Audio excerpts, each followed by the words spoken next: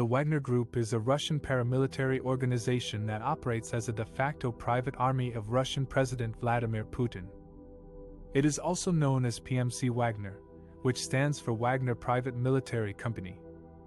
The group was founded by Yevgeny Prigozhin, a close ally of Putin and a wealthy businessman who is also behind Russia's infamous troll factory. The group's leader is Dmitry Utkin, a former Russian Special Forces officer who goes by the codename Wagner. The Wagner Group has been involved in several conflicts around the world, supporting Russian interests and objectives. It has fought in Crimea and Donbass, where it helped Russian-backed separatists against the Ukrainian government. It has also fought in Syria, where it supported the regime of Bashar al-Assad against various rebel groups and the Islamic State. It has also been deployed in several African countries, such as Sudan, Libya, Central African Republic and Mozambique, where it has provided security, training and mining services to local governments and businesses. The Wagner Group is not officially recognized by the Russian government, which denies any involvement or responsibility for its actions. However, there is ample evidence that the group receives equipment, training and support from the Russian Ministry of Defense and the GRU, Russia's military intelligence agency. The group also operates from Russian military bases and uses Russian aircraft to transport its fighters and weapons. The Wagner Group is notorious for its brutality, secrecy, and lack of accountability. It has been accused of committing war crimes, human rights violations, and atrocities in the countries where it operates. It has also suffered heavy casualties in some of its missions, such as the Battle of Kashim in Syria in 2018, where hundreds of Wagner fighters were killed or wounded by U.S. airstrikes. The group's members are often buried in unmarked graves or cremated without proper identification. The Wagner Group's ties to Russia and its interests in Ukraine are clear and alarming. The group has been instrumental in advancing Russia's territorial ambitions and destabilizing Ukraine's sovereignty and security. The group has also been involved in the recent Russian invasion of Ukraine in 2022 to 2023, where it has fought alongside regular Russian troops and separatist forces in Donbass. The group has also targeted Bakhmut, a strategic city in eastern Ukraine that controls a vital highway and railway junction.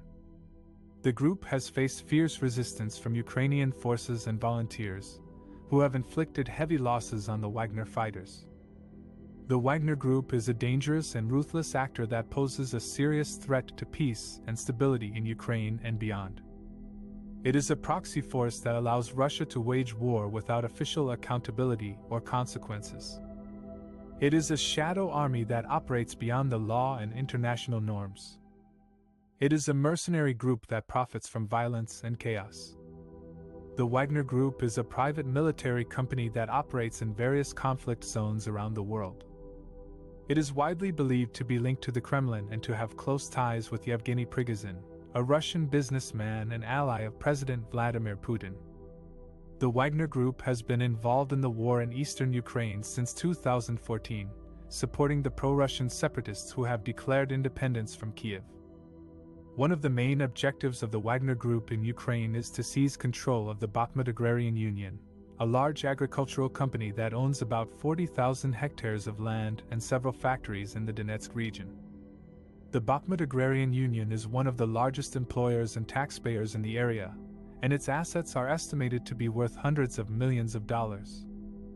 The Wagner Group allegedly launched a covert operation to take over the Bakhmut Agrarian Union in 2018 by infiltrating its management, intimidating its shareholders, and falsifying documents.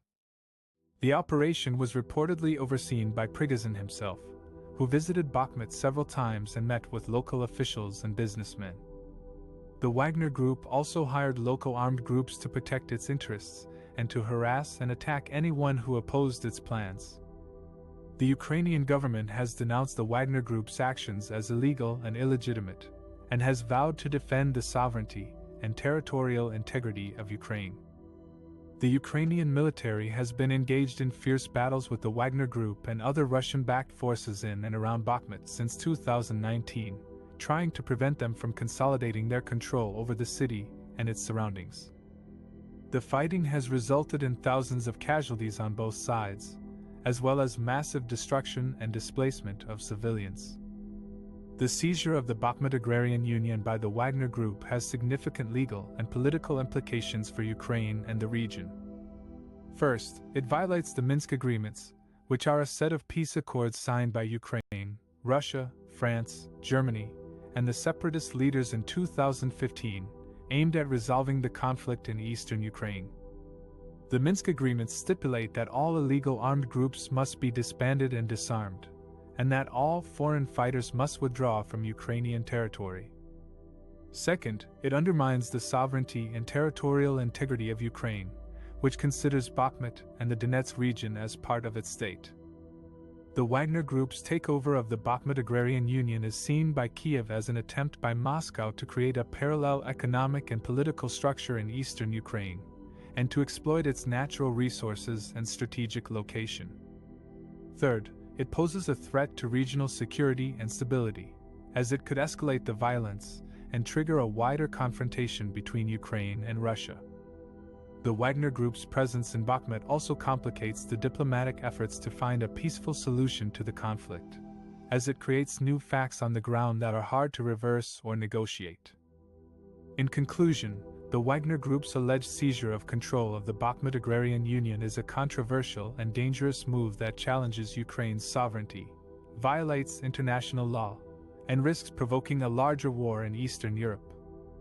The Ukrainian government and civil society have reacted with alarm and defiance to the Wagner Group's power play in Bakhmut, a strategic city in eastern Ukraine that has been under siege for more than 200 days by Russian-backed forces. The Wagner Group, a private military company linked to the Kremlin, claimed on Saturday that it had captured the whole city, but Ukrainian officials denied it and said they were still holding some parts of it. The battle for Bakhmut has been one of the most intense and prolonged in the 7-year war between Ukraine and Russia, which annexed Crimea in 2014 and has supported separatist rebels in the Donbass region. Bakhmut is a key transportation hub and a gateway to the Sea of Azov, where Ukraine has faced Russian naval aggression. The city also has symbolic value as a former stronghold of pro-Russian sentiment that switched sides after the 2014 revolution. The Ukrainian government has vowed to defend Bakhmut and its residents at all costs, and has accused Russia of violating the Minsk Agreements, a set of peace accords signed in 2015 to end the conflict. President Volodymyr Zelensky said on Saturday that he was ready to meet with his Russian counterpart Vladimir Putin to discuss the situation, but also warned that Ukraine would not tolerate any further escalation. He also thanked the international community for its support and solidarity, especially the United States, which has provided military aid and diplomatic pressure to deter Russian aggression. The Ukrainian civil society has also mobilized to support Bakhmut and its defenders, organizing rallies, fundraisers, humanitarian aid, and volunteer battalions. Many activists and journalists have traveled to the front line to document the situation and raise awareness. Some have also criticized the government for not doing enough to protect Bakhmut and for being too lenient with Russia. They have called for more sanctions, more weapons, and more political will to end the war. The challenges and opportunities for resolving this conflict are complex and uncertain. On one hand, the Wagner Group's power play could be a sign of desperation and weakness, as Russia faces growing isolation and pressure from the West over its actions in Ukraine and elsewhere. It could also be an opportunity for dialogue and diplomacy, as both sides may realize the futility and cost of further violence. On the other hand, the Wagner Group's power play could be a provocation and a prelude to a larger offensive, as Russia seeks to test Ukraine's resolve and NATO's commitment. It could also be a trap for Ukraine, as any response could be used as a pretext for more aggression by Russia. In this context, a human might say that there is no easy or quick solution to this conflict, but only a long-term process of negotiation, de-escalation, and cooperation. Some people may think that Ukraine should stand firm and fight back against Russia's aggression, while others may think that Ukraine should seek compromise and dialogue with Russia's interests. Some people may think that the international community should intervene more forcefully and decisively to help Ukraine, while others may think that the international community should respect Ukraine's sovereignty and autonomy to deal with its own problems.